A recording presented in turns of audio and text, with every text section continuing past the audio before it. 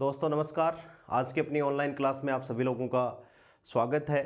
दोस्तों अपनी senior secondary level की जो 12वीं क्लास की बुक है उसमें अपनी यूनिट चल रही थी nuclear physics and radio activity, जिसमें न्यूक्लियर फिजिक्स का पोर्शन अपन ने कंप्लीट कर लिया था। आज अपन स्टार्ट करते हैं दोस्तों रेडियो एक्टिविटी।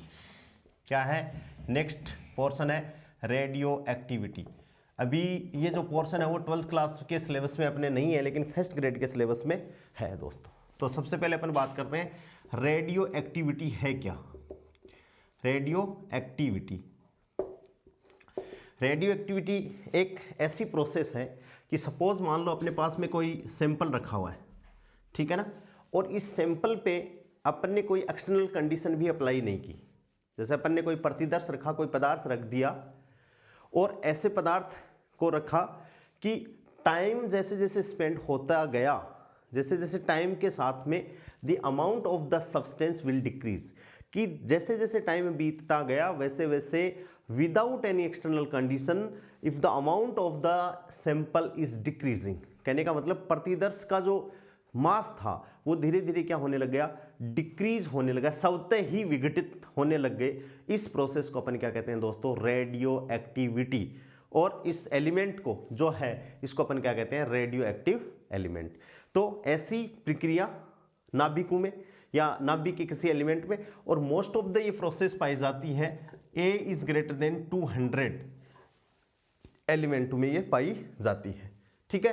तो इस जो सैंपल है उनकी नाभिकों से ऑटोमेटिक बिना किसी बाह्य फोर्स के या बाह्य कंडीशन के ऑटोमेटिक क्या होता है, विघटित हो जाते हैं, नाभिक टूट जाते हैं, कुछ रेडिएशंस निकलती हैं। तो उस प्रोसेस को अपन क्या कहते हैं दोस्तों, रेडियो एक्टिविटी कहते हैं। तो इसको अपन डेफिनेशन कैसे लिखें, ऐसे अपन लिख दें कि नाभिक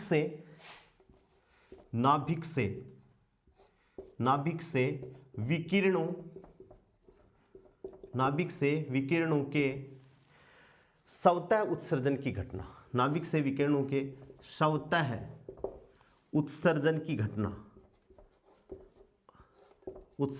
घटना की स्वतः ऑटोमेटिक उत्सर्जन की घटना को क्या कहते हैं, रेडियो एक्टिविता। क्या कहते हैं दोस्तों, रेडियो एक्टिविता कहा जाता है। यानी if the nucleus emits some particles without applying any external condition, स्वतः साइमल्टेनियस स्टिमुलेटेड, स्वतः ऑटोमेटिक, क्या कहते हैं, रेडियो एक्टिविता या रेडियो सक्रियता। क्या कहते हैं, रेडियो एक्टिविता बोल दो या सक्रियता बोल दो, ठीक है। और इस प्रकार के गुण को प्रदर्शित करने वाले इस गुण को या इस प्रकार के गुण को कहते हैं, और इस प्रकार के गुण को प्रदर्शित करने वाले या करने वाला पदार्थ क्या कहलाता है दोस्तों, रेडियो सक्रिय पदार्थ कहलाता है, रेडियो एक्टिव एलिमेंट कहलाता है, रेडियो एक्टिव एलिमेंट कहलाता है। ये मोस्ट ऑफ द फिनोमेना पाया जाता है, ये ए की वैल्यू जिनकी मास नंबर 200 या 200 से ज़्यादा हो उनके अंदर पाया जाता है, ठीक है। ये जो प्रोसेस होती है वो किस में, प्रकृति में जो अस्थायी एलिमेंट है जिनकी बाइंडिंग एनर्जी कम होती है, तो अपन ये कह सकते हैं केवल अस्थायी प्रकृति के नाभिक, केवल अस्थायी प्रकृति के नाभिक ही इस गुण को प्रदर्शित करते हैं, इस गुण को दर्शाते हैं। और अस्थायी का मतलब क्या है, जिनकी बाइंडिंग एनर्जी कम हो और वो धीरे धीरे विघटित होकर ऐसी अवस्था में पहुंच जाते हैं कि अस्थायी अवस्था से स्थायी अवस्था में ये आ जाते हैं, ठीक है। हाँ, इसमें इंपॉर्टेंट क्या बात है कि यदि कोई रेडियो एक्टिव न्यूक्लियस है तो वो एक बार में केवल एक ही रेडिएशन को उत्सर्जित करेगा। ये नहीं है कि अपन ये पता नहीं लगा सकते कि अल्फा होगा, बीटा होगा, गामा होगा। तो ये इसके लिए क्या है, कंडीशन है, एक अपन कह सकते हैं एक विशेष रेडियो सक्रिय नाभिक, एक विशेष रेडियो सक्रिय नाभिक एक समय में केवल एक ही विकिरण उत्सर्जित कर सकता है, वरना तो अपन स्टडी नहीं कर सकते, वरना तो अपन स्टडी नहीं, कॉम्प्लिकेशन हो जाएगा। तो अपन कह सकते हैं कि एक विशेष रेडियो सक्रिय नाभिक एक समय में केवल एक ही विशेष प्रकार की, विशेष नाभिक है तो एक ही विशेष प्रकार की विकिरण दे सकता है, चाहे तो वो अल्फा दे दे, चाहे बीटा दे दे, चाहे गामा दे दे, इनमें से कोई भी एक विकिरण वो दे सकता है। समझ गए? ये जो फिनोमिना है इसकी खोज किसने की थी? बेक्यूरेल नाम के वैज्ञानिक ने की थी। किसने की थी? खोज किसने की थी भाई? बेक्यूरेल। रेडियो एक्टिवता की खोज किसने की थी? बेक्यूरेल। तो कई बार इसको क्या कहा जाता है? बेक्यूरेल उत्सर्जित विकिरणों को बेक्यूरेल ने खोज की थी। तो उत्सर्जित विकिरण जो भी हैं, बेक्यूरेल का मतलब क्या है? विघटन प्रति सेकंड। उत्सर्जित विकिरणों को, जो किसी भी रेडियो एक्टिव नाभिक से विकिरणें उत्सर्जित होती हैं, बेक्यूरेल ने इनको खोजा था। उसके सम्मान में उन उत्सर्जित विकिरणों को कौन सी विकिरणें बोलते हैं? बेक्यूरेल। क्या बोला जाता है दोस्तों? बेक्यूरेल विकिरण। क्या बोला जाता है? बेक्यूरेल विकिरण कहा जाता है। और इसमें इसको बाद में दो हस्बैंड वाइफ, जिसे अपन क्या कहते हैं? मैडम मेरी क्यूरी।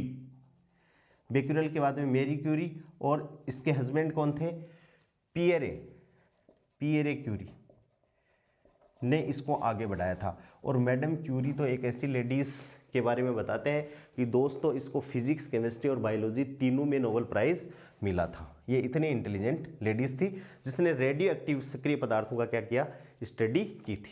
ठीक है, तो रेडियो एक्टिविटी क्या है कि किसी भी नाभिक से स्वतः automatic without any external condition if the nucleus emits some radiation, ठीक है ना, then this phenomena is known as radioactivity and the material which have this type of property is known as radioactive element.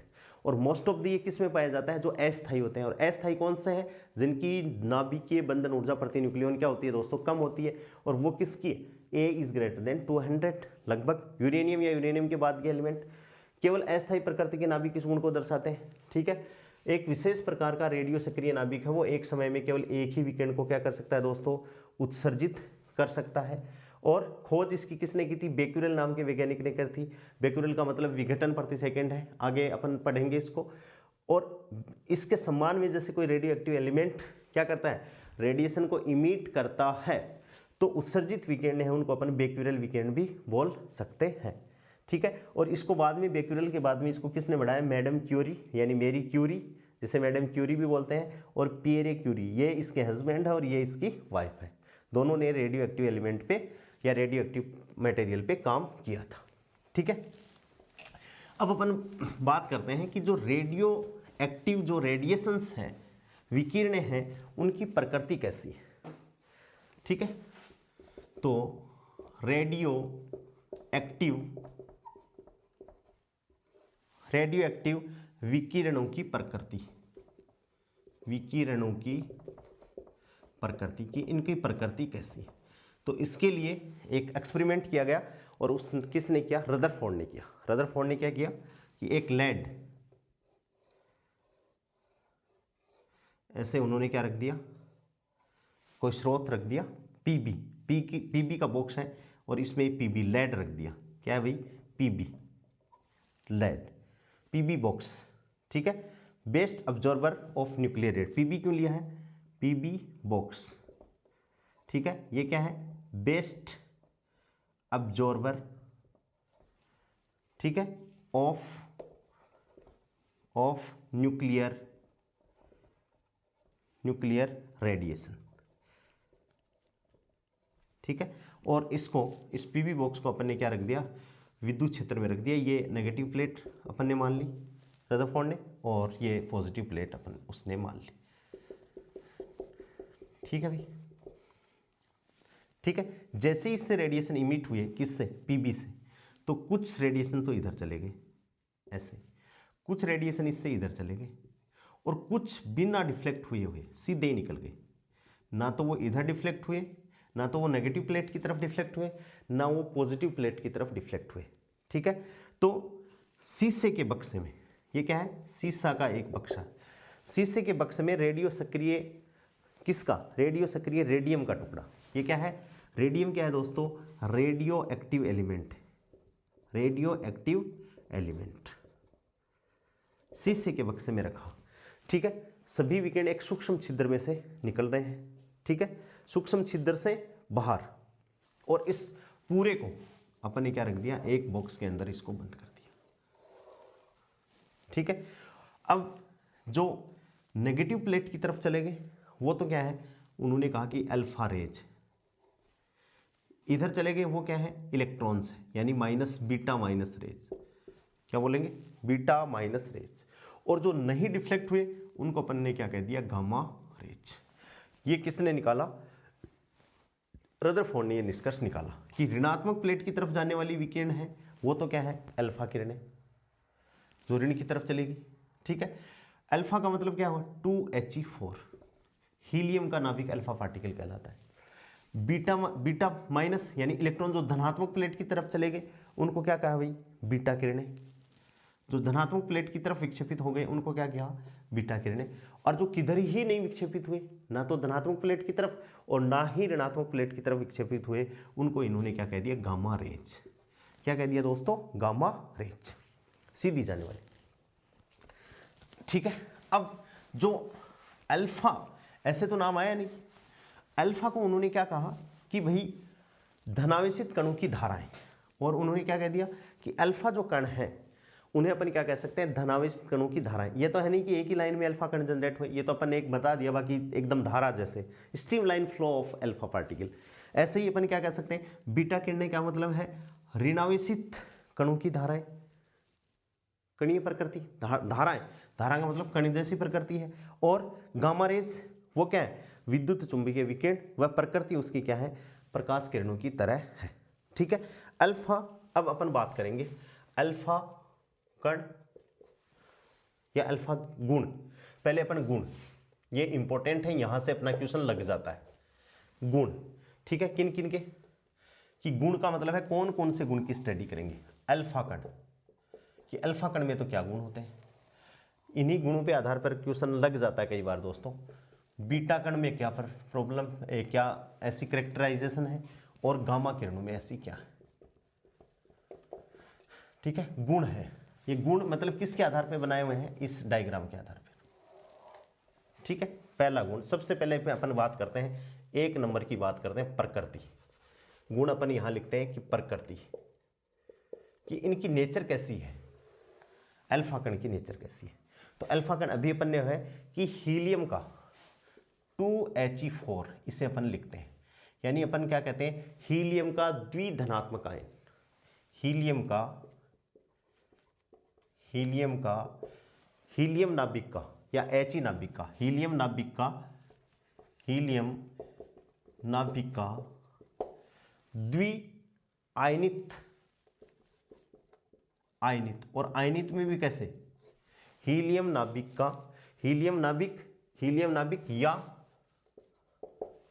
या द्विआयनित helium परमाणु, ये बोलते हैं इसको। Beta कण क्या है, तीव्रगामी इलेक्ट्रॉन,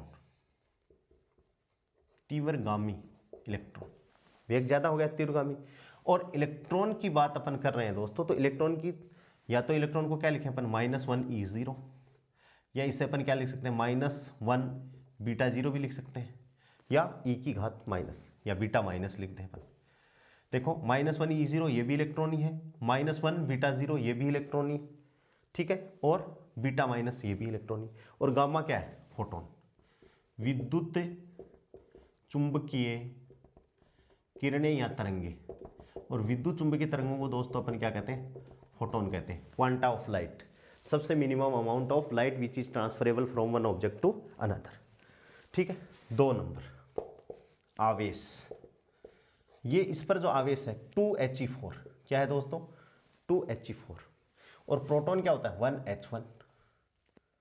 ठीक है, तो प्रोटॉन के आवेश का डबल, जस्ट एक जैसी प्रॉपर्टी है, तो अपन क्या कहेंगे, प्रोटॉन के आवेश का दो गुना, यानी अपन क्या कह सकते हैं, +2e। प्रोटॉन पे E होता है तो +2e। बीटा कण पे इलेक्ट्रॉनिक आवेश, इलेक्ट्रॉनिक यानी -e, ये इलेक्ट्रॉन पे होता है। और ये किरणें कैसी हैं, उदासीन हैं, ना तो इन पे धनात्मक आवेश होता है, ना इन पे दोस्तों ऋणात्मक आवेश होता है। ठीक है, यानी सिंपल। तीसरी जो है वो क्या है, द्रव्यमान। तो सीधा सीधा है, अल्फा कणों का जो द्रव्यमान है वो प्रोटॉन के द्रव्यमान का 4 गुना, 4 mp। और mp क्या है दोस्तों, प्रोटॉन का द्रव्यमान, प्रोटॉन का द्रव्यमान। ये अपन ने इससे जस्ट पीछे वाले चैप्टर में भी पढ़ा था, डी ब्रोगली वेवलेंथ पढ़ाई थी, तब मैंने ये चीज़ें एक्सप्लेन कर दी थी। प्रोटॉन, अल्फा कण का मास है वो प्रोटॉन के मास का 4 गुना। बीटा कण, बीटा का विराम द्रव्यमान भाई, बीटा का विराम द्रव्यमान का मतलब बराबर किसके, इलेक्ट्रॉन के द्रव्यमान के बराबर, इलेक्ट्रॉन के द्रव्यमान के बराबर। और इसका क्या है, गामा किरणों का विराम द्रव्यमान 0। विराम द्रव्यमान का दोस्तों मतलब है कि जब अपन एक ऐसा फ्रेम ऑफ रेफरेंस लें जो विराम में है, उससे मेजर करें। लेकिन दुनिया में ऐसा फ्रेम ऑफ रेफरेंस तो है ही नहीं जो विराम में है, तो इसमें विराम में जब फ्रेम ऑफ रेफरेंस होगा तो वहां मापित जो द्रव्यमान ऑब्जेक्ट का वो क्या है, विराम द्रव्यमान। ठीक है, तो बीटा का विराम द्रव्यमान क्या है, इलेक्ट्रॉन का विराम द्रव्यमान। चाल, एक तो इस चाल पे क्वेश्चन आ जाता है कई बार कि इसकी चाल कितनी है, लगभग 10⁷ मीटर प्रति सेकेंड। इसकी भी कितनी है, 10⁷ मीटर प्रति सेकेंड। और इसकी तो क्या है भाई, प्रकाश, ये तो फोटोन है, तो c बराबर 3 × 10⁸ मीटर प्रति सेकेंड। ठीक है, और अपन ये भी लिख सकते हैं, इनकी चाल नाभिकों, इनकी चाल नाभिकों की प्रकृति पर निर्भर करती है। इनकी चाल नाभिकों की प्रकृति पर निर्भर करती है, इनकी चाल नाभिकों की प्रकृति पर निर्भर करती है। इनकी चाल क्या है, अभिलाक्षणिक, इसलिए इनकी चाल क्या है, अभिलाक्षणिक है। बीटा कण की चाल भिन्न भिन्न होती है, बीटा कण की चाल भिन्न भिन्न होती है, अतः इनकी चाल अभिलाक्षणिक नहीं है। इनकी चाल नाभिकों की प्रकृति पर निर्भर करती है, तो इनकी क्या है, प्रकृति पर निर्भर करती है, अतः इनकी चाल अभिलाक्षणिक है। क्या है भाई, अभिलाक्षणिक है, अभिलक्षण है इनका। और बीटा कण की चाल भिन्न भिन्न होती है, अतः इनकी चाल क्या नहीं है, अभिलाक्षणिक नहीं है, अभिलाक्षणिक नहीं है। ठीक है, और सभी प्रकार के नाभिकों से उत्सर्जित गामा फोटोन का वेग क्या होता है, समान होता है, अतः इनकी चाल अभिलाक्षणिक नहीं है। सभी प्रकार के नाभिकों के उत्सर्जन में गामा फोटोन का वेग समान होता है, गामा फोटोन का वेग समान होता है, यानी ये यूनिवर्सल ट्रुथ है। ठीक है, हाँ, नेक्स्ट ऊपर वाले में हटा देता हूँ, गतिज ऊर्जा एक और लिख लो, दिख जाएगा शायद, छोटा सा है 5। गतिज ऊर्जा, अल्फा कणों की गतिज ऊर्जा भी मेगा इलेक्ट्रॉन वोल्ट के ऑर्डर की है, बीटा कणों की गतिज ऊर्जा भी मेगा इलेक्ट्रॉन वोल्ट के ऑर्डर की है, और गामा इनकी भी मेगा इलेक्ट्रॉन वोल्ट के ऑर्डर की है। ठीक है, छठा जो पॉइंट है वो इंपॉर्टेंट है, यहां से क्वेश्चन आता है। छठा पॉइंट क्या इंपॉर्टेंट है कि भाई इनकी प्रकृति, जो इनका जो स्पेक्ट्रम आएगा, ऊर्जा स्पेक्ट्रम, बहुत इंपॉर्टेंट, ऊर्जा स्पेक्ट्रम, ये बहुत बार क्वेश्चन पूछा हुआ है। अब दोस्तों ये क्वेश्चन चाहिए आपके पीजी से दे दे, क्योंकि पीजी में भी आपके क्या है, न्यूक्लियर फिजिक्स में अल्फा बीटा गामा डी के, तो वहां से दे दे।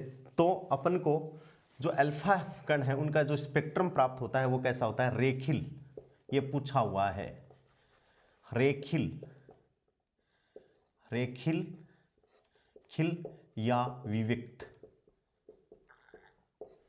रेखिल या विविक्त, रेखिल का मतलब डिस्क्रीट, ठीक है। बीटा कण का कैसा प्राप्त होता है दोस्तों, सतत, याद रखना। और गामा किरण का रेखिल, रेखिल, रेखिल या विविक्त, कैसा, रेखिल या विविक्त प्राप्त होता है, ठीक है। नेक्स्ट सातवां जो गुण है वह है आयनीकरण क्षमता। क्या है दोस्तों, आयनीकरण क्षमता। तो आयनीकरण क्षमता का मतलब क्या है,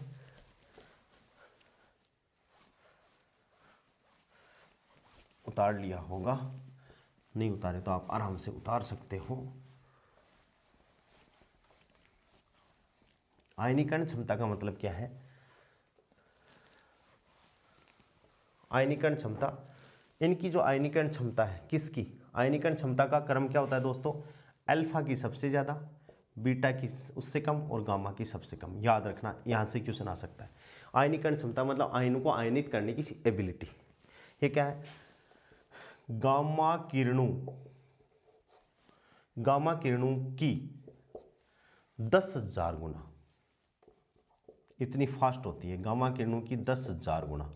यानी गामा किरण यदि करेंगी तो उसी पार्टिकल को ये 10,000 गुना ज़्यादा क्या कर सकता है, आयनित कर सकता है, ठीक है। गामा किरणों की 100 गुना,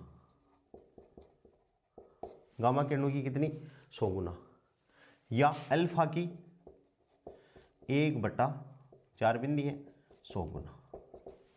गामा किरणों की तो कितनी है, 100 गुना, और अल्फा की कितनी है भाई, 1/100 गुना, याद रखना। और ये क्या है, एक, ये क्या है, एक, या बीटा की 1/100 गुना। ये इसको एक माना है, इसको एक माना तो ये 10,000, और इसको एक माना था ये 100, ठीक है। 200 गुना ज़्यादा है, ये इससे 100 गुना ज़्यादा और ये इससे 100 गुना ज़्यादा, ठीक है। तो सबसे ज़्यादा अल्फा की, बाद में बीटा और बाद में गामा, ठीक है। 8 नंबर का क्वेश्चन, यहाँ से भी क्वेश्चन आता है, भेदन क्षमता। भेदन क्षमता ये सबसे ज़्यादा किसकी होती है, गामा की, उसके बाद में बीटा की, और सबसे कम किसकी, अल्फा की। ये भी वेरी इंपॉर्टेंट है, ये तीनों ही बहुत इंपॉर्टेंट है, ठीक है। ये क्या है भाई, भेदन क्षमता, गामा किरणों की 1/10,000 गुना, यानी गामा किरणों की कितनी होगी, 1/10,000 गुना। ये क्या हो जाएगी, गामा किरणों की 1/100 गुना, 1/100 गुना। गामा किरणों की कितनी हो जाएगी, 1/100 गुना, या अल्फा की, कितनी हो जाएगी, 100 गुना, अल्फा की 100 गुना, ठीक है। और यहां अपन क्या मान लेते हैं, 1, या बीटा की 100 गुना। देखो ये क्या है, 1 मान ली, ये क्या है, 1/10,000 गुना, ठीक है। और ये 1 है तो इसकी क्या हो जाएगी, गामा की 1/100 गुना, ये अल्फा की क्या है, 100 गुना है, ठीक है। 1 या बीटा की 100 गुना, ठीक है दोस्तों। और नौवा क्या है, विद्युत व चुंबकीय क्षेत्र का प्रभाव। विद्युत व चुंबकीय क्षेत्र का प्रभाव, इस पे विक्षेपित हो रहा है, अभी चित्र बनाया था मैंने, लगाते हैं तो देखो अल्फा की तरह नेगेटिव प्लेट की तरफ विक्षेपित हो रहा है, ठीक है। ये भी क्या है, विक्षेपित, ठीक है। कितना, अल्फा से अधिक। अब कोई कहते हैं अल्फा से अधिक क्यों, भाई अल्फा से हल्का है बीटा, द्रव्यमान कम है तो अधिक विक्षेपित होगा। और ये क्या है, अविक्षेपित। ये इन रेडिएशनों में गुण आ गया। आपकी किस्मत यदि अच्छी है तो 6ठा, 7वां और 8वां यहीं से ही क्वेश्चन आपका पट सकता है, आ सकता है, ठीक है दोस्तों। तो ये इनकी प्रॉपर्टीज़ हैं ये अपन को स्पेक्ट्रम वाला तो वेरी खतरनाक क्वेश्चन है, बहुत अच्छा क्वेश्चन है कि बीटा कण का स्पेक्ट्रम कैसा है, सतत, गामा का रेखीय, अल्फा का रेखीय या विविक्त। यहाँ मोजले रूल को अपन डिफाइन करेंगे जब पीजी के अपन न्यूक्लियर फिजिक्स पढ़ेंगे दोस्तों, ठीक है। अब देखो रेडियो एक्टिव 6 के प्रकार। 6 के प्रकार तो यही है कि भाई रेडियो एक्टिव कोई नाभिक है तो उससे 3 प्रकार की रेडिएशन निकल सकती हैं, जिससे नाभिक है वो टूट के किसी नए नाभिक में क्या हो सकता है, मिल सकता है या बन सकता है। तो रेडियो एक्टिव 6 के प्रकार क्या है दोस्तों, रेडियो एक्टिव 6 के प्रकार कि रेडियो एक्टिविटी जो 6 है उसमें कितने प्रकार, तो वो 3 प्रकार का हो सकता है। तीनों को मैं ऐसे ही एक्सप्लेन कर देता हूं एक साथ ही। दूसरी बात है, ये 6 जब होता है तो रदरफोर्ड सोडी नाम का एक वैज्ञानिक था जिसने मतलब तीनों को अच्छे से एक्सप्लेन किया कि रेडियो एक्टिव 6 का प्रकार है, वो सबसे पहला प्रकार है वो अल्फा 6। क्या हो सकता है दोस्तों, अल्फा 6, अल्फा 6। दूसरा क्या है, बीटा 6। क्या है दोस्तों, बीटा 6। बीटा में भी 2 प्रकार के हो सकते हैं, एक तो कौन सा, बीटा प्लस, और एक दोस्तों क्या है, बीटा माइनस, यानी बीटा प्लस और क्या है दोस्तों, बीटा माइनस। और तीसरा क्या है, गामा 6। किसी रेडियो एक्टिव नाभिक से क्या निकल जाए, गामा 6 निकल जाए, ठीक है। ठीक है, अब अपन सबसे पहले बात करते हैं अल्फा 6, यानी अल्फा 6। अल्फा का मतलब क्या है दोस्तों, 2He4, यानी किसी नाभिक से यदि अल्फा पार्टिकल निकलेगा तो उस नाभिक का परमाणु क्रमांक 2 से कम होगा और द्रव्यमान संख्या 4 से कम होगी, पक्का, ठीक है। यहाँ बीटा को +1, बीटा प्लस को अपन क्या कहते हैं, +1E0, और बीटा माइनस को -1E0।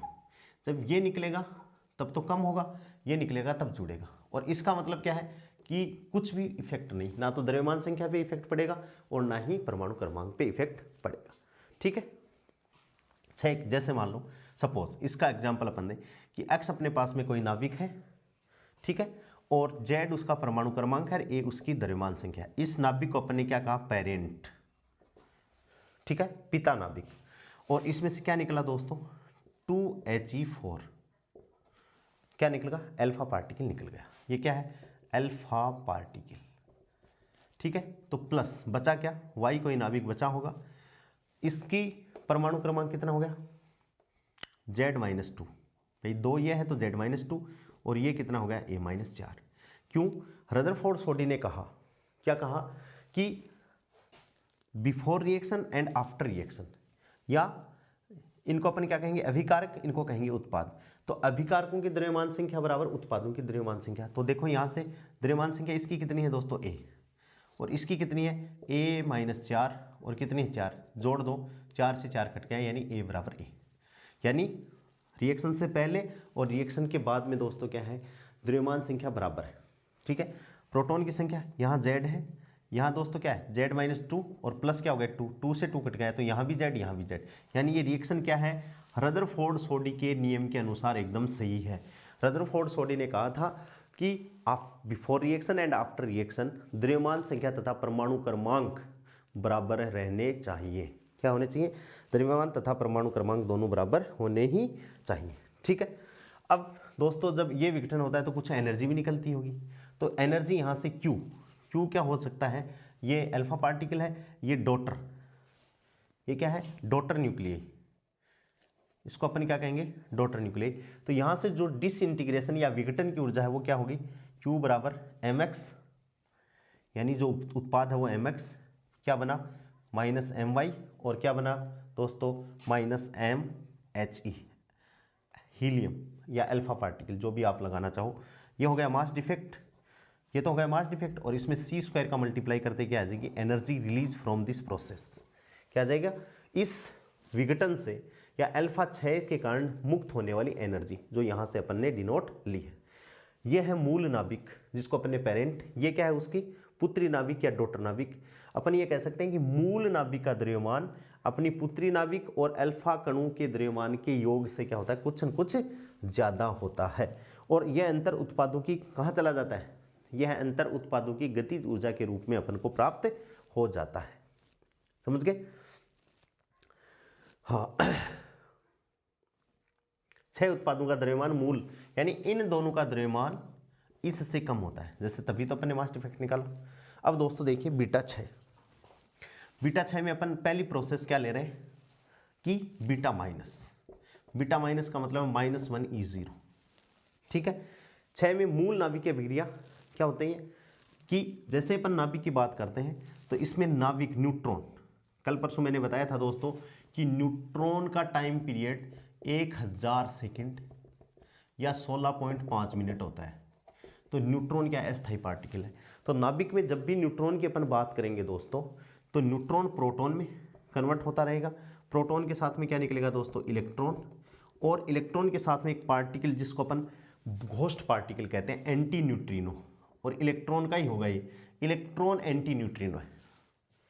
एंटी न्यूट्रिनो भी किसका, इलेक्ट्रॉन का ही है। न्यूट्रिनो भी दोस्तों अलग अलग पार्टिकल के लिए अलग अलग न्यूट्रिनो होते हैं, और ये जो पार्टिकल है पहले से मौजूद नहीं है, ये at the time of reaction आता है इस रिएक्शन में। तो इसको अपन क्या कहते हैं, न्यूट्रिनो को घोस्ट पार्टिकल भी कहा जाता है, भूत, क्या कहा जाता है दोस्तों, भूत पार्टिकल भी कहा जाता है। और ये इलेक्ट्रॉन से भी हल्का होता है, इसकी जो एनर्जी है वो 50 इलेक्ट्रॉन वोल्ट के से भी कम होती है, इलेक्ट्रॉन से भी हल्का पार्टिकल। यदि इलेक्ट्रॉन यदि टूटे तो न्यूट्रिनो और एंटी न्यूट्रिनो में टूट सकता है, लेकिन ये है ही नहीं, पता ही नहीं कहाँ से, स्वतंत्र है ही नहीं ये जैसे ही रिएक्शन होती है तो कुछ न कुछ जो भौतिकी के जो मूल नियम है, जैसे रेखीय संवेग संरक्षण का नियम है, ऊर्जा संरक्षण का नियम है, आवेश संरक्षण के नियम है, वो डिस्टर्ब होते हैं, और वो डिस्टर्ब होने ना दें इसलिए क्या रिएक्शन में प्रकट हो जाते हैं। दूसरा, ये रिएक्शन भी दोस्तों पॉसिबल है। क्यों पॉसिबल है, क्योंकि न्यूट्रॉन का a heavy mass particle will be disintegrate into light mass particle.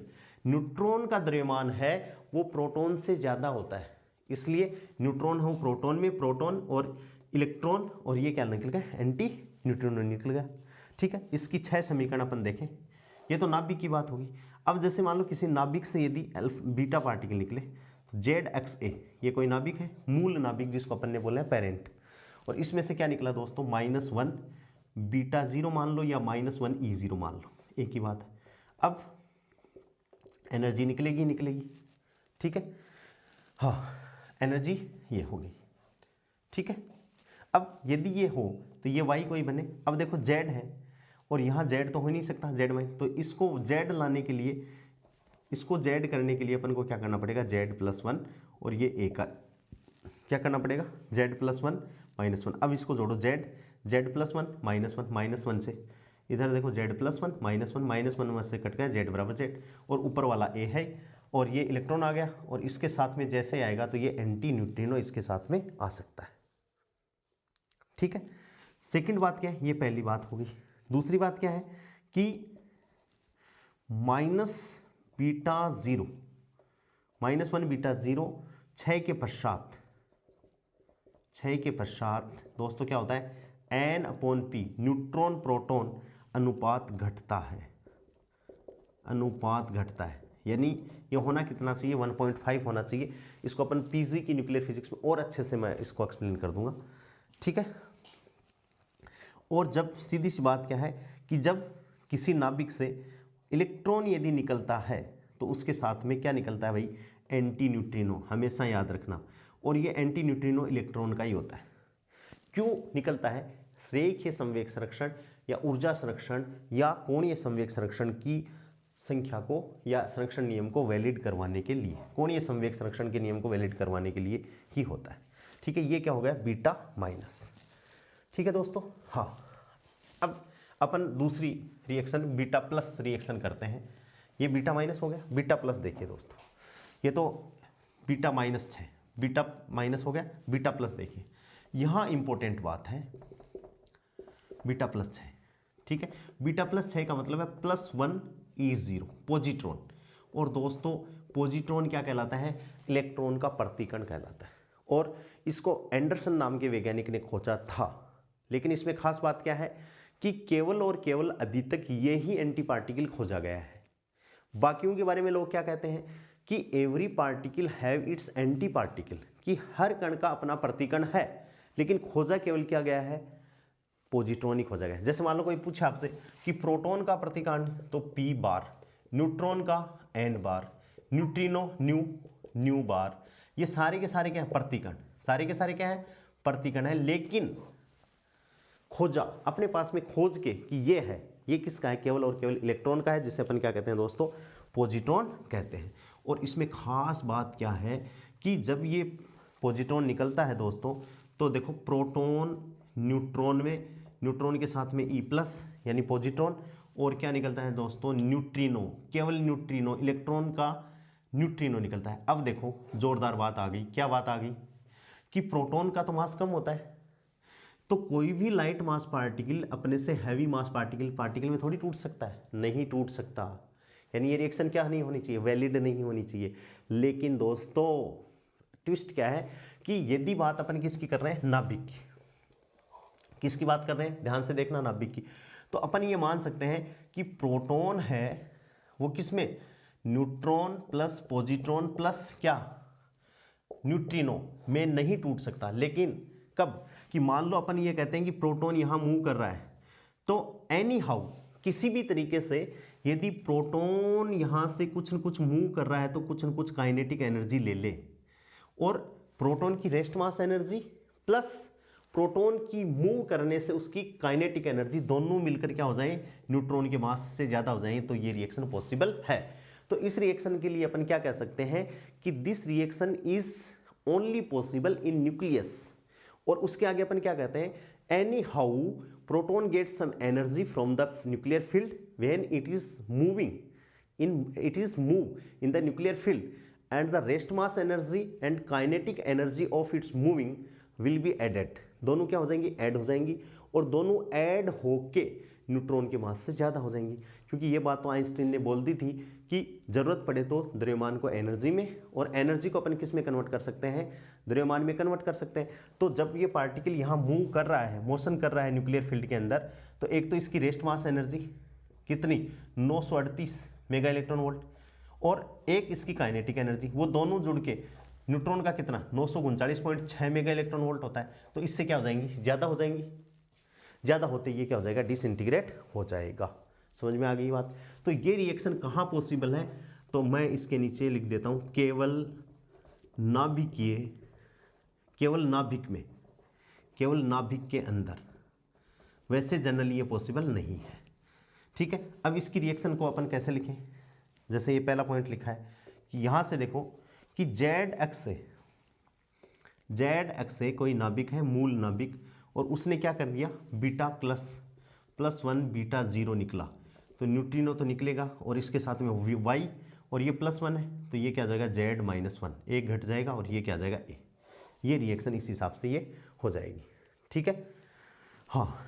दूसरा क्या है कि Z-1 क्या हो जाएगा, अनुपात Z की संख्या घट जाएगी, तो NP अनुपात,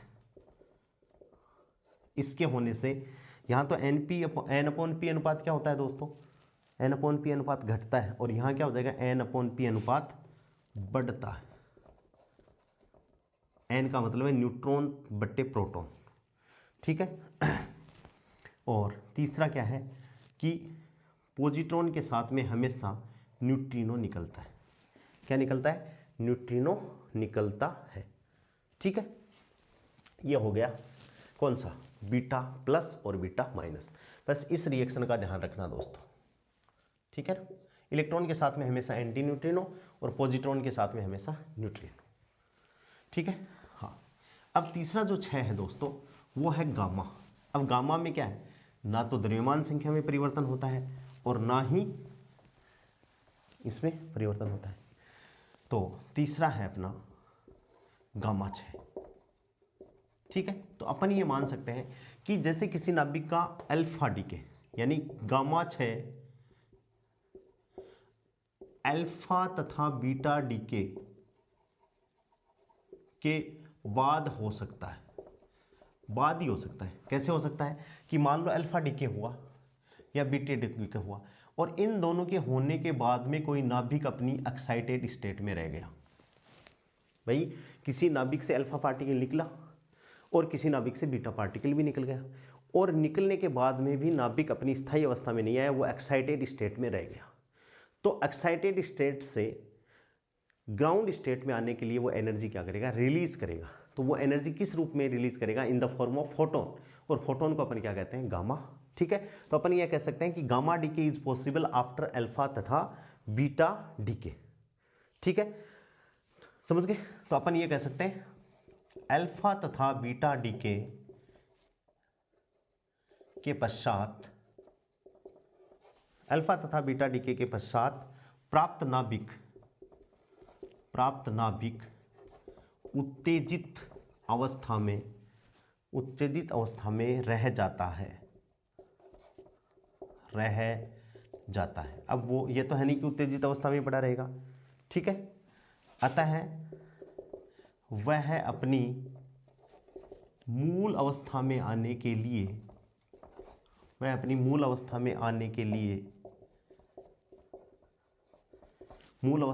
लिए किसका, विकिरण का फोटोन के रूप में क्या करता है, उत्सर्जन करता है। क्या करता है दोस्तों, फोटोन के रूप में क्या करता है, उत्सर्जन करता है, जिसकी ऊर्जा अभी अपन ने लिखी थी, इनकी ऊर्जा MeV मेगा इलेक्ट्रॉन वोल्ट में होती है। तो 6 की समीकरण क्या हो जाएगी, ZXA। ठीक है, और ये क्या लगा दिया, स्टार का मतलब दोस्तों क्या है, एक्साइटेड स्टेट। और ये क्या करेगा, कुछ ही नहीं करेगा, ऐसी की ऐसी नाभिक रह जाएगी, ZXA और प्लस गामा या फोटोन, या Hν। ठीक है, इसको अपन ऐसे ही रिप्रेजेंट कर सकते हैं कैसे, डायग्रामेटिकली,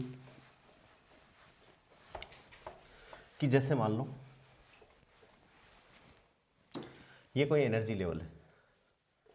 ठीक है, ये कोई एनर्जी लेवल है। ठीक है, और ये कोई दूसरा एनर्जी लेवल है। ये ZX से कोई नाभिक है और यहाँ से क्या निकला, अल्फा पार्टिकल निकला, या अपन ये कह दे सकते हैं कि यहाँ से क्या निकला भाई, अल्फा डीके हो गया, यानी 2He4 निकल गया। तो 2He4 जब निकल गया, ये इसकी एक्साइटेड स्टेट है, ये क्या है, एक्साइटेड स्टेट। ठीक है, और ये क्या है भाई, ground state, GS, ground state, मूल अवस्था, या और इसको क्या बोलते हैं, आद्य अवस्था। क्या बोलते हैं दोस्तों, आद्य अवस्था।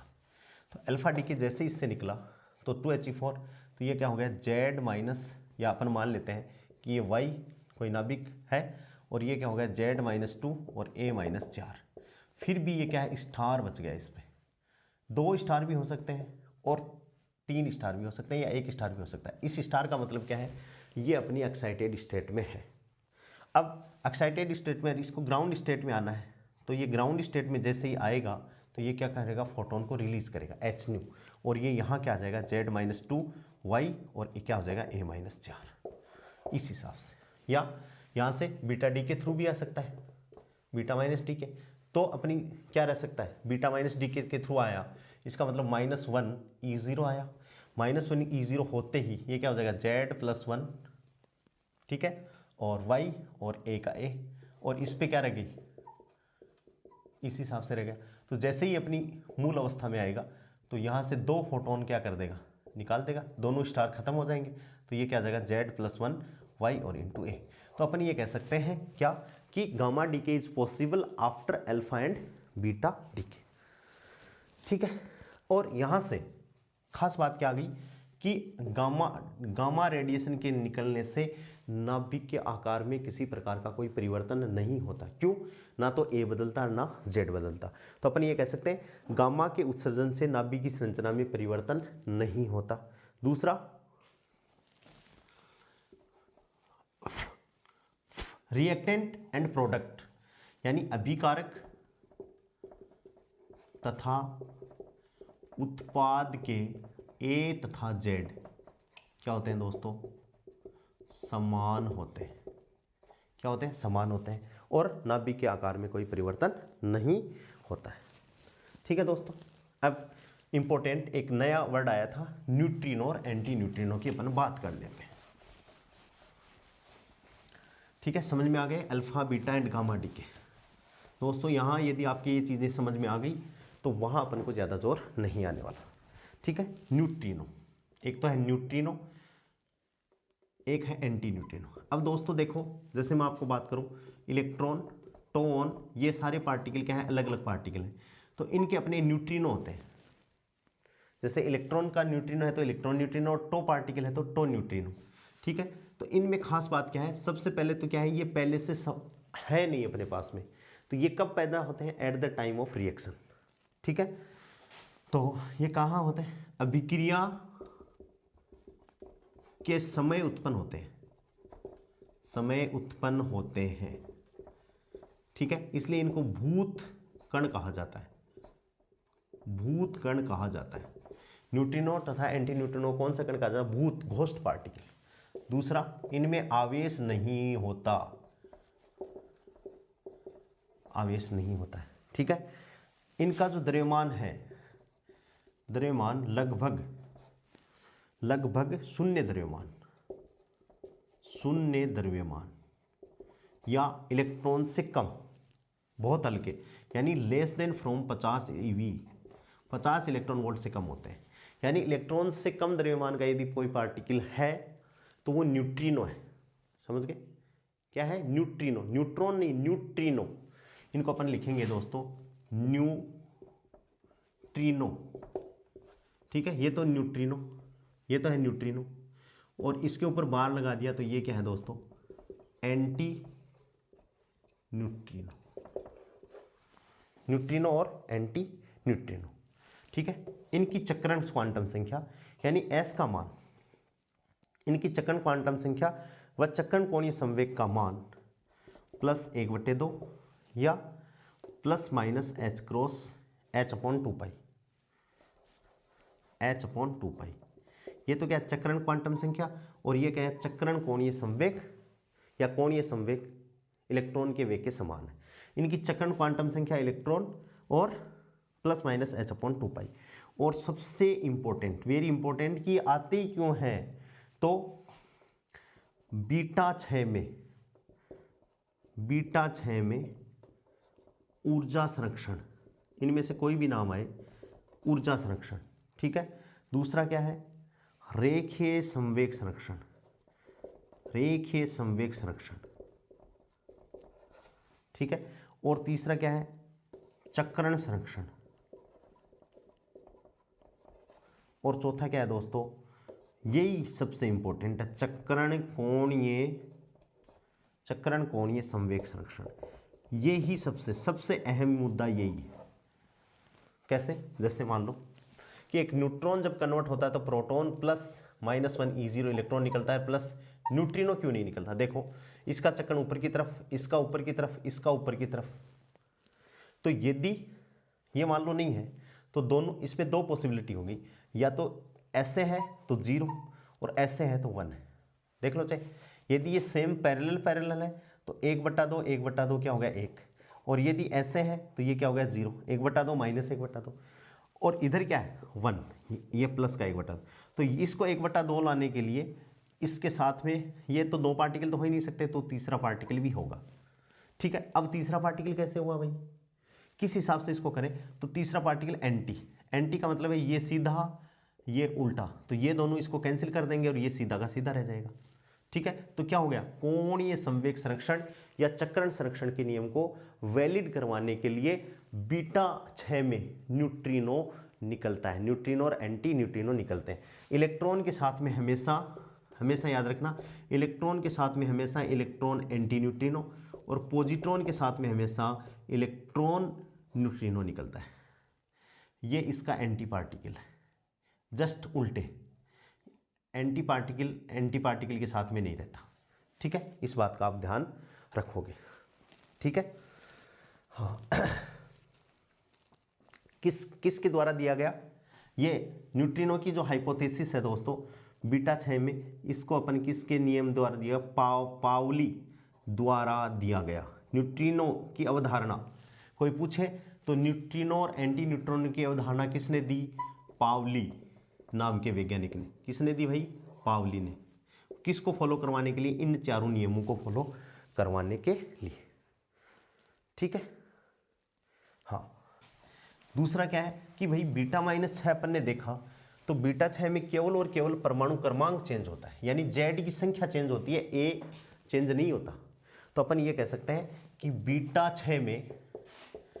β-6 से प्राप्त उत्पाद मूल नाभिक के साथ में क्या होते हैं? समभारिक होते हैं। नाभिक क्या होते हैं दोस्तों? समभारिक। क्या होते हैं? समभारिक होते हैं। क्यों?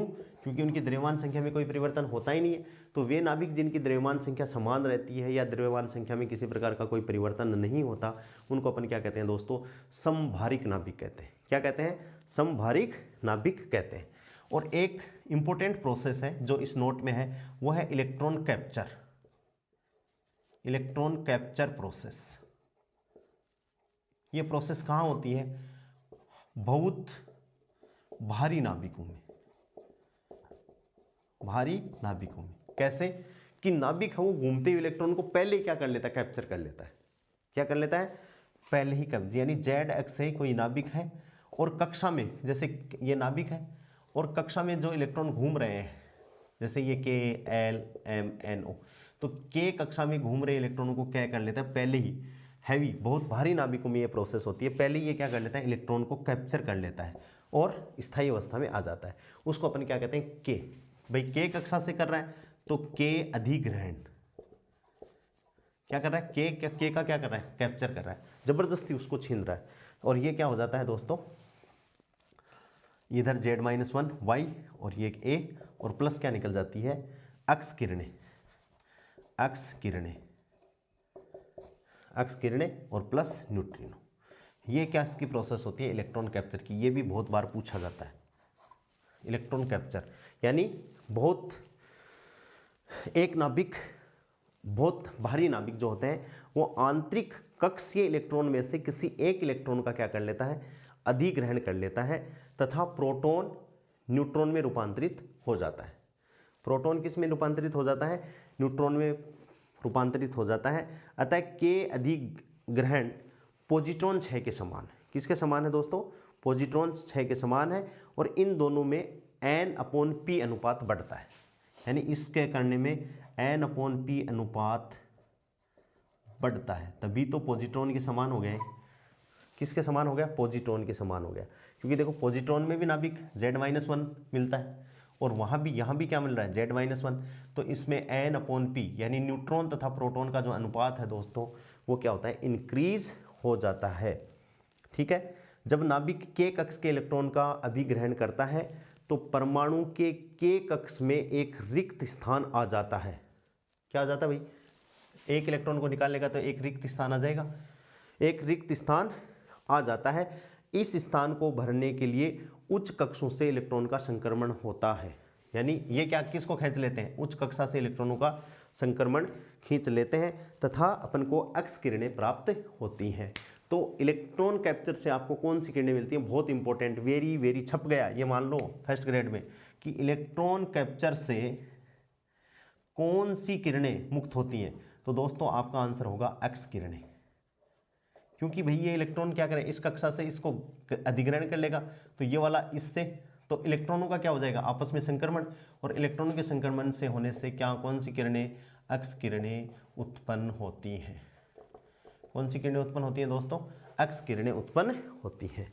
ठीक है दोस्तों, तो आज अपन ने रेडियो एक्टिव कहते किसे हैं, रेडियो एक्टिवता होती क्या है, कौन कौन सी रेडिएशन निकलती हैं, अल्फा बीटा गामा के गुण, मैंने 6 7 8 का गुण बहुत इंपॉर्टेंट है। स्पेक्ट्रम, अल्फा का रेखिल, बीटा का सतत और गामा का रेखिल प्राप्त होता है। ठीक है, और भेदन क्षमता और आयनन क्षमता, और इसके बाद में अल्फा डीके होगा तो क्या होगा, बीटा डीके 2 प्रकार से हो सकता है। कैसे हो सकता है, उसमें क्या क्या प्रॉपर्टीज़ होती हैं, न्यूट्रिनो और एंटी न्यूट्रिनो की क्या प्रोसेस है, और दोस्तों ये इलेक्ट्रॉन कैप्चर की कंसेप्ट। इलेक्ट्रॉन कैप्चर में आपको ध्यान रखना है कि एक्स किरणें उत्पन्न होती हैं। क्यों उत्पन्न होती हैं? क्योंकि ये के से क्या करेगा, इलेक्ट्रॉन अपने अंदर डाल लेगा, अंदर डालेगा तो यहाँ क्या हो जाएगी, वैकेंसी हो जाएगी। ये वैकेंसी कैसे पूरा करेगा, ऊपर वाले को ये खींच लेगा, तो इलेक्ट्रॉनों का संक्रमण होगा तो एक्स रेडिएशन जनरेट हो जाएगी। ठीक। ठीक है दोस्तों, नेक्स्ट क्लास में अपन इसको लगभग पूरा कर लेंगे। आज के लिए इतना ही, बहुत बहुत thanks, have a nice day.